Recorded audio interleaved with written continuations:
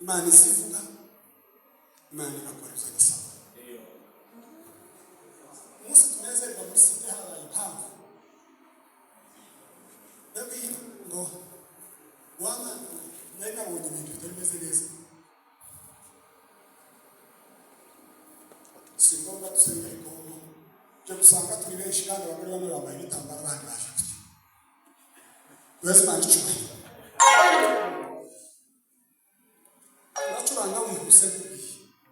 Mpere haleluya sitatu amaze dusengere ko. Tubwire Imana ngoma waremye ko uziko uzintambara z'igisinisi imisozi miremire. Mu magambo magufi tubwire Imana ngo kubera umunezero utuvunjire ko kugabanya miliyoni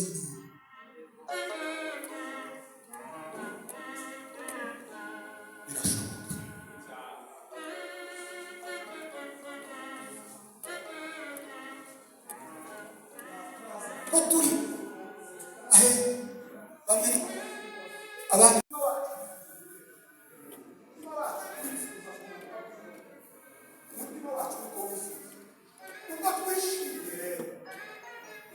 Imana ikushanyije tsare yeme kumisi yominisana no tusangire umugisha wa mugoro kuko turi mu kibanza kirimo amavuta y'amasengesho y'imisi Imana yacu zayindi Imana yacu Bali unipe moyo wa upendo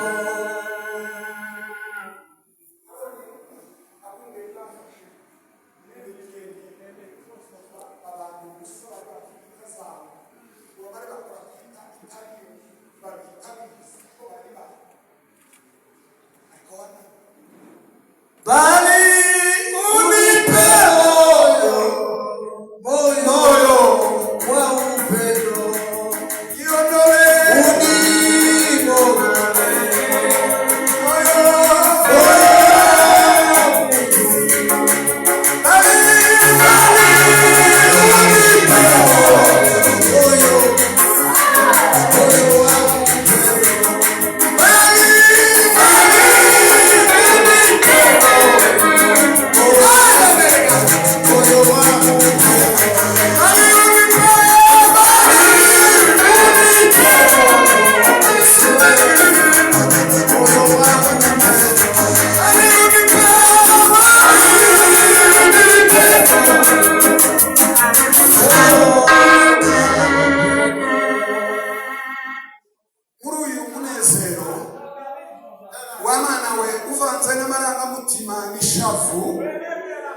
turi muri New Jerusalem Mana yiri ndaduhaye ikibanza elaripa twibuke kugushima mbaraga zihindura Mana mw'izina ijambo ryawe arico ryambwiye aka karere ndariyemera Mana we ndaryizera Mana yacu twizera ndaritegereza ugiritsubima nawe ugiye gukora kwa w'indima ijambo ryawe ryambwiye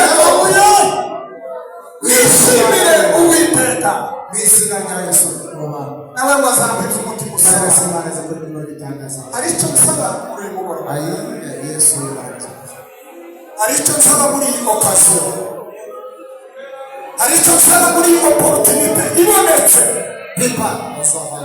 aricyo mvuga nubwo twimaze aricyo mvuga nubwo tutubika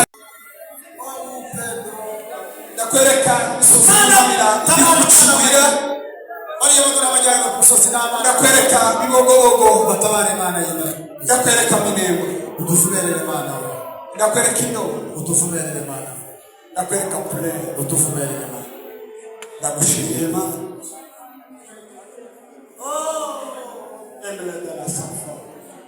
Amregaline la transforme L'isation viene comprimita. Animale la transforme. Luogo la sangue. Vede la transcelga ta soneta. Tu de la transcelga. Nibuka akarere kose kagoswe. Ese no hagati muri ko hari ibikomeye. Waritambuye. Hari yashize igihe hari agahenge. Uyu mugoroba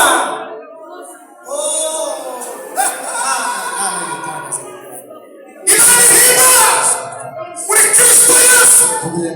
Imana ihimazwe iteka ryose. Imana ihimazwe itazibura ukwigira. Imana ihimazwe idacecekaho ukomeye. Iyo bikomeye wihebye unaniwe iragutabara mutima we. Iyo bikomeye wihebye unaniwe iragutabara mutima we. Shima Imana mutima waje we.